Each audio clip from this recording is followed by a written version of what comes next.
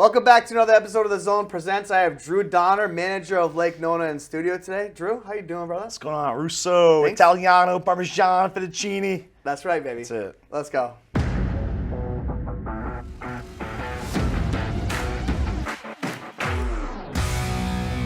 So, Drew, it's been 5 years since we know each other, I take it? Yeah, pretty much. Man, you've been in the space for a minute.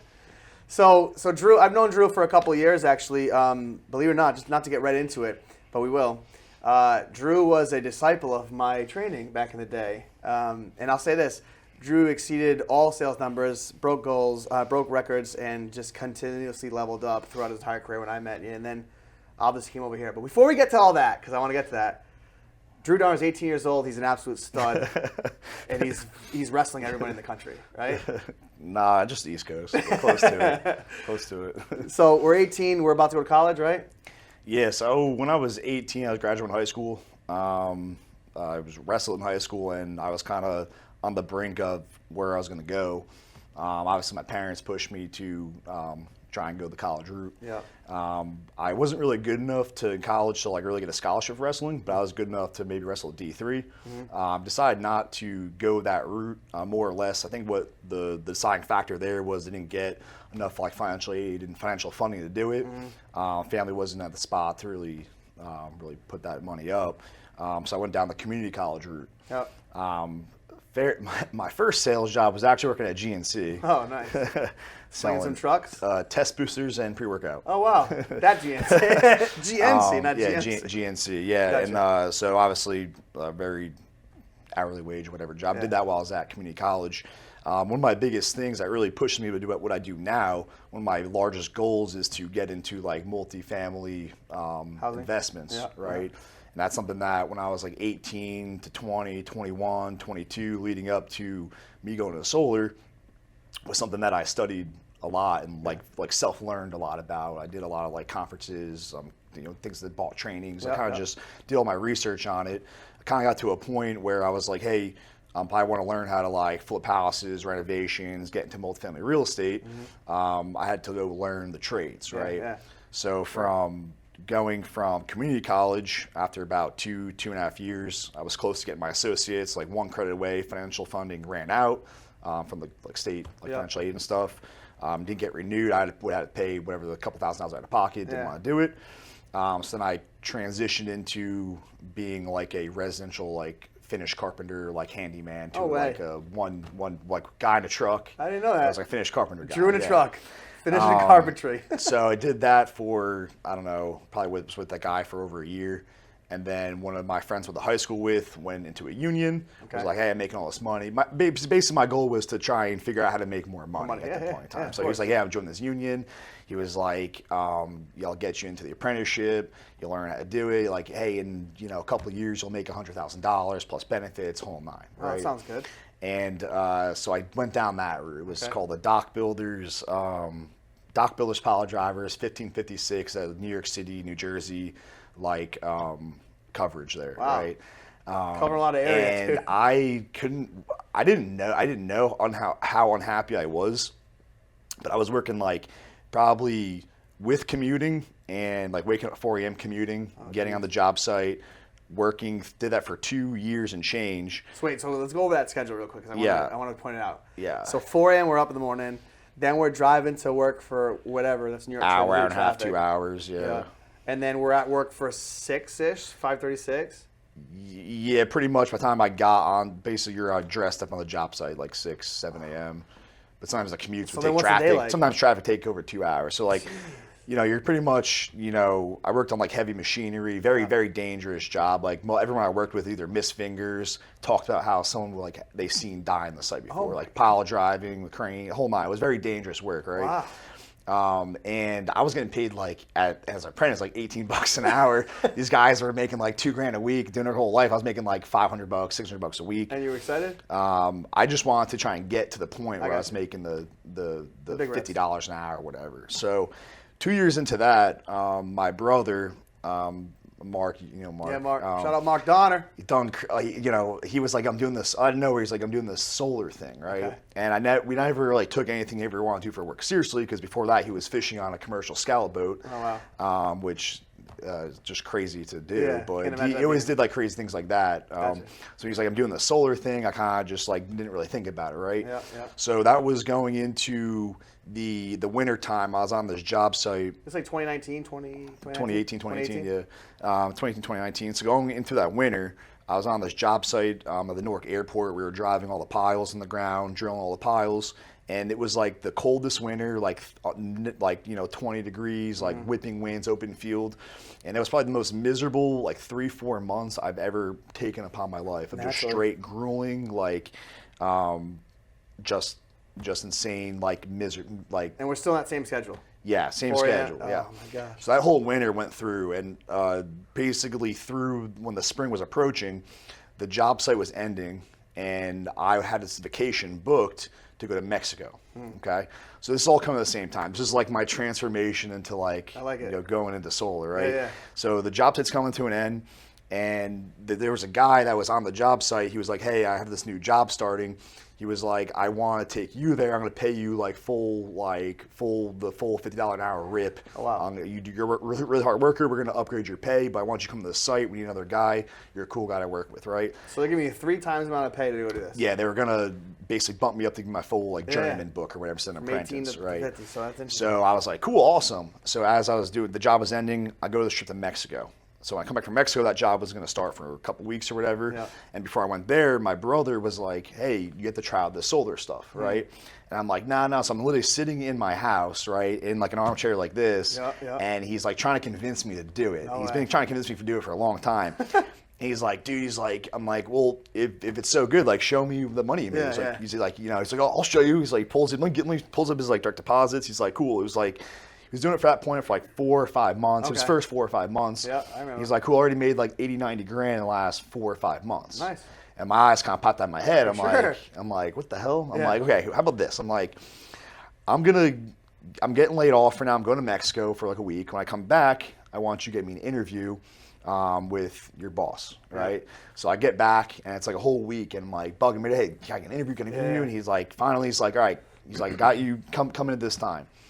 And that's kind of my first introduction into like getting introduced to solar door to door, which is where I met Bobby at. Yeah. Met Bobby that first day in the office.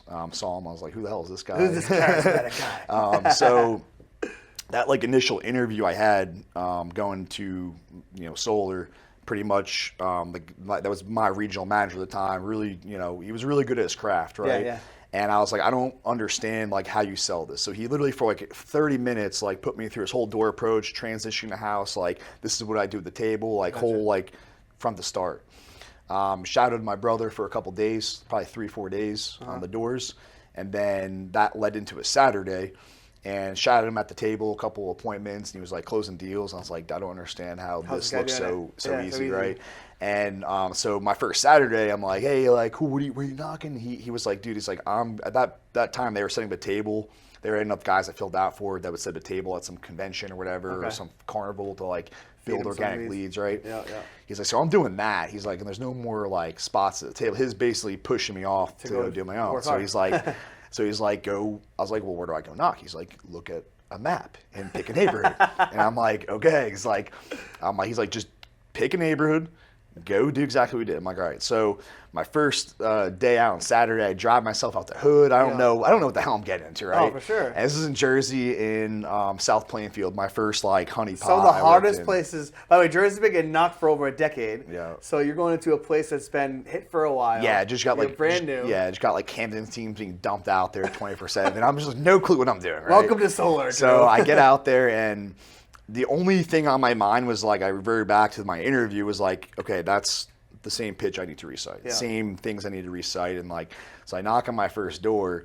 And this guy comes out of his garage in Jersey, Italian guy. Kind of my and, family members. Comes out, and the first he just looks at me, points his fingers like, are you here for solar? And I'm like, yeah, dude. Like, I thought it was like, yeah, I'm getting a sale right now. He's like, literally comes up to me, just cursing me off, telling me get off the property, like fist up, like telling me he was gonna throw down me on his doorstep. I'm like, He didn't know you then. dude, just ran off the doorstep. I was like, I don't know. So the second door I knock on, I knock on it, and I was just so shooken up from that first door. I was Yeah. like, I almost got in my car and left. I don't tell him. I can imagine, bro. And I knock on the second door, hear him inside. No one answers. Knock real lightly. It was light knocks of just straight intimidation. Yeah, yeah.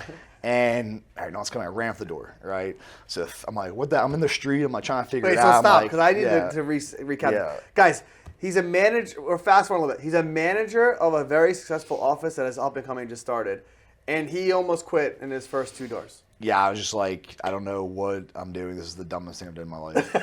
So the third, You only of us go through this, Drew. Yeah. Like, you're not the only one. Yeah. And if you're feeling this right now at home, like, it is just part of the progress. It's just part of the system. It's like, you're going to go to boot camp and fight in the military. Like, it's going to be not fun. Yeah. It's not going to be great. Yeah. You know? So, anyway, continue. I just thought that was So cool. the third door I knock, some lady's wife answers, and I just was straight, just Throwing ripped up it. everything on the door, Just, so. no, just ripped it. Oh, Like you're going. complete, like probably one of my to date, probably one of my cleanest doors I've ever hit in my No way. life. Right?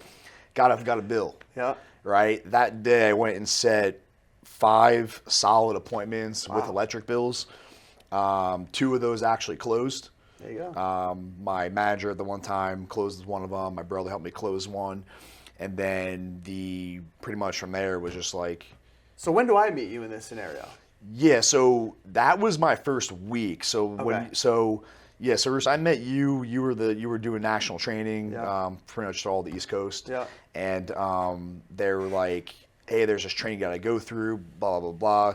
And I went and sat in it, and that's when I met you, going through like pretty much everything. And the whole time I was in the training room, I was just like, dude, I just want to go hit doors and some Yeah, more deals sure. right now. I But- felt it from you, brother. But there's a lot of things that, small things that you taught me in that training that I still remember to this day, just Nice. particular hours, like, real mindset stuff. Yeah. But that's when I met you. It was like towards the end of the first, going into the second week is Okay. when you did that. I got thrown into that room. Because here's what I do remember, and just I want to make sure that the people at home understand perspective here. It's like, I remember a student, I remember an eager student, I remember a guy who's asking a lot of questions, but they weren't like the known questions, like, what's the hours? It was like intricate questions, which led me to believe that you had a little experience or you were built different, which Yeah. just so I know now, it's both. It was Yeah. both. You're built different and you already were having some experience.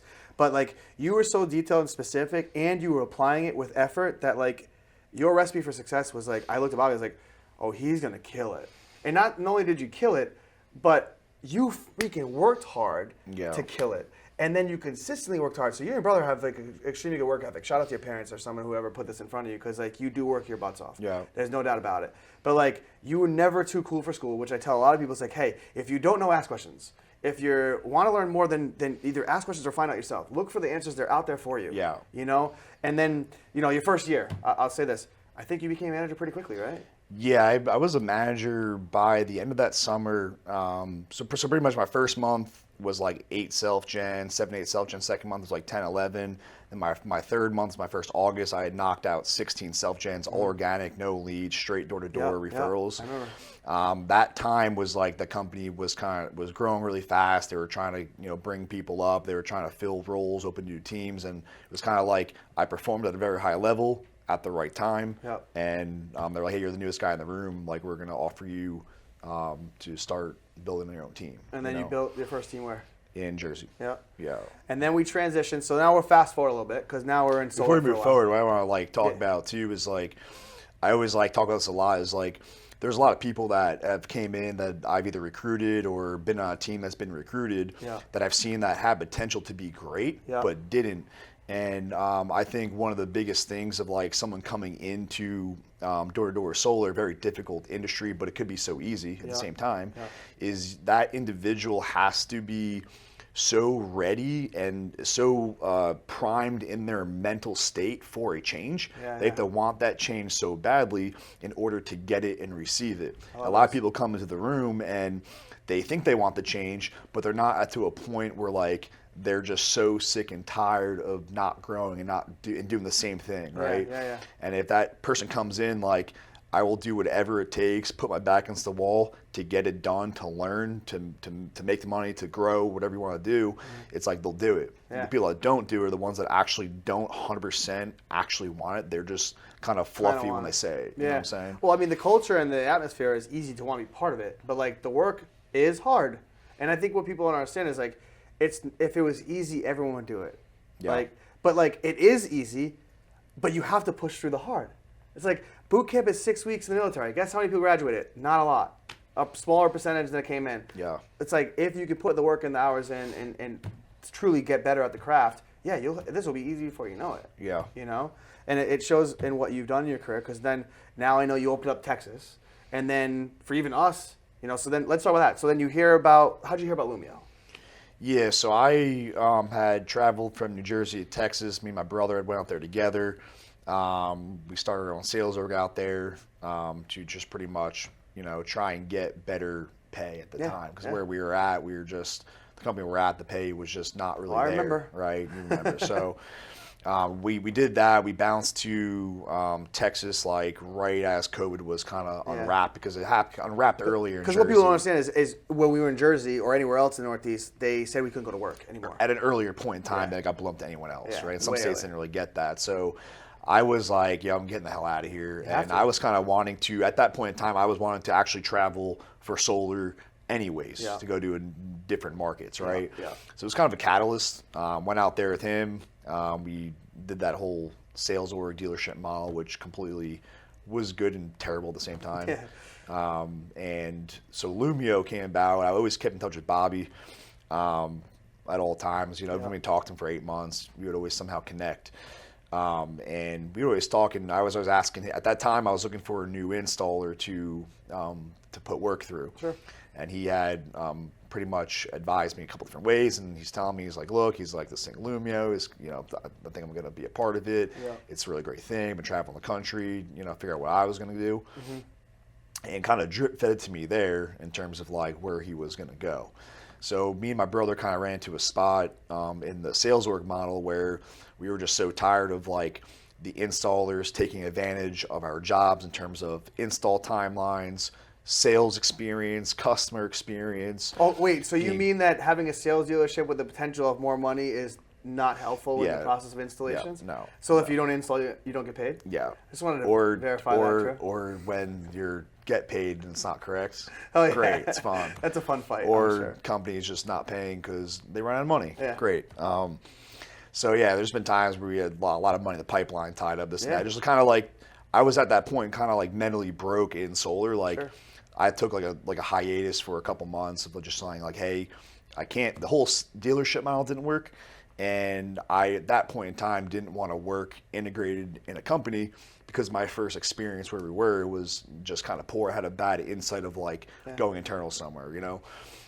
So I called Bobby back up right again. Like, hey, dude, like the 6 months I talked to you was good. Just like, the whole, you know, sales org route's not panning out for me. I was like, is this whole Lumio thing coming about? Like, you there yet? Is it starting? He's like, yeah. He's like, I'm like, so what does that look like? So that's when I took a flight and met Bobby with Judd for the first time. Yeah. Sat in his backyard on a Saturday, and I got out of that essential, I guess, recruiting conversation, and it was just such a different conversation. I feel like I was it was such like a higher level, more intellectual conversation that I've had, other than like, hey, like, what do you want your red line to be? How much money? How many sales are you doing? Yeah, like shout that out Judd Stanger, love you, buddy. So like that conversation I had was kind of what bought me into being like, hey, like, let me go check this out. This seems like good people, good place to be at. And obviously my trust behind Bobby, being known him in a while. And now it's fast forward. It's been a year, right? Yeah. Roughly, give or take. And like I said to start this, you're running one of the most up and coming offices in our company in Florida and Southeast, Lake Nona. Shout out Lake Nona. And Adrian Boulos. Let's go. And so things are really starting to come to fruition. I mean, obviously, you're coming to the tail end of the summer, and you guys have some pretty lofty goals going ahead of you. So, like, what's the next? You know, what's the rest of the year look like for you, Drew, and also the office? Yeah, so I think the rest of the year turns out to our goal obviously is to have the highest producing team in Orlando to start. You know, keep the recruits coming. Our goal is to keep the progression of building the next up leaders, next developing a really good layer of sub leadership. Keeping that system and structure in place, holding it, keep recruiting through the end of the year. I think a lot of what I've seen last year, you know, a lot of teams kind of let off the gas once you had Thanksgiving, the holiday sales slow down. Yep. Sales guys bust their ass all throughout the year and they kind of slow down to the end.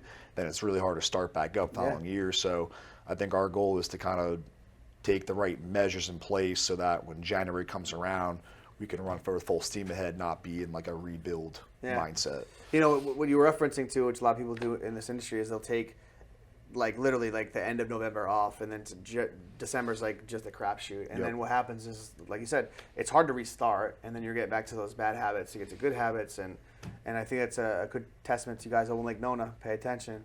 We're gonna make sure we run through this December break a little bit. You know what I mean? So.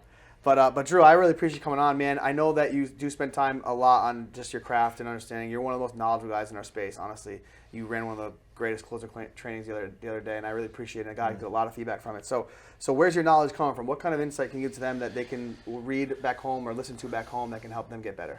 Yeah, so if you're not obsessed with getting better, then you'll be average. I think one of the things that has pushed me to kind of learn more knowledge quicker than others is I was constantly self-learning. I think a lot of my knowledge of where I became a good closer at the table is really studying what's going on in your economy, in your micro market, and what's pushing, your obviously your battle is the utility company understanding, like what's going on at the rates, what's going on just in general with really on an economical basis. And my second factor would be really understand and get good at psychology. Yeah. So it's like you're not actually going to the table selling solar. You're going to the table understanding the history of what has happened with our electricity so that people can want solar. Well, yeah, the biggest thing for deals not closing is fear of making a mistake and fear of the unknown, fear of not understanding. And so if you can clearly and simply, concisely not make them afraid of solar and help them understand more about what they're doing now, gives them a more comfortable feeling with the product. That's the biggest thing is people are just afraid of it. They don't understand it. Yeah. They say confused mind always says no, right? Yep. And so that's why I think it's been so cool to watch, not only just because you know the craft, but like teaching your young guys now, because you have a young team, and who better to be with them than someone that has done it for 5+ years and understands the knowledge of it to get them to understand the psychology of a sale. Because that's all it essentially is. You should say yes to solar because there's so many benefits. You should not say yes to utility because there's so much bad with it. Yeah. I mean, there's so many things we can go blue in our face talk about. Yeah, so to answer your question, it's like there's no real right answer for that, but if you're not constantly just listening to podcasts about sales, psychology, what's going on in your market, what's going on in the country, what's going on in international seas of like kind of what builds us all together, then you might not ever really understand the product like you should and be an expert in your craft. It's like you got to have your quiver's got to have a bunch of arrows in it so that you can pull them out at any given time. And obviously solar's no brainer, but when you have knowledge and past and history like that, it makes a person very confident to make a good decision. Well, Drew, any shout outs you want to give back to your teams at home, family at home, anything? Not really. I mean, shout out to Bobby Jones for getting me here. Shout out to Adrian Boulos for being honestly moving across the country again and being linked up with someone you don't know who they are. As a managing with can be kind of scary. He's been honestly probably the best people I work with so far. And shout out to my family for being great people. Shout out. All right, guys. Drew Donner, Lake Nona manager. Thanks, Drew. All right, boys and girls, you know what time it is. It's the monthly shout-outs. Let's go with the top setters on the month of September. And we got tied here. We got a bunch of you. We have Abraham Hebert out of Englewood, Michael O'Brien out of Ocala, Henry Moses out of Ocala, and Joshua Lee out of Englewood, all with 7 sales. Excellent job. And third place, Anthony Yoder out of Miami. Let's go. Zach Stidham out of Palm Bay, 8 sales. Nice job. And second place, Elizabeth Liz Harris out of Panama City with 10 sales. Let's go, Liz. I know you just started recently. Great work. And in the top spot, is it a question? He's been in that top spot for a minute here. We have Jepson Dace Bennett with 11 sales out of Venice. Excellent job to all you guys and girls on the top. All right, let's switch over to your top closers on the month. In 5th place with 14 sales out of Winter Haven, Micah Mullins. In 4th place, we have a couple of you here. William Thomason out of Ocala, James Lee out of Englewood, and Sage Eldridge out of Venice with 15 sales. In third place with 16 sales, Joshua Lee out of Englewood. Excellent job. In second place, we have Cam Thompson out of Ocala with 17. Nice job, Cam. And in the top spot, Mr. Connor Scribner with 18 sales out of Venice. Great job, Connor. Great job to all you on the list.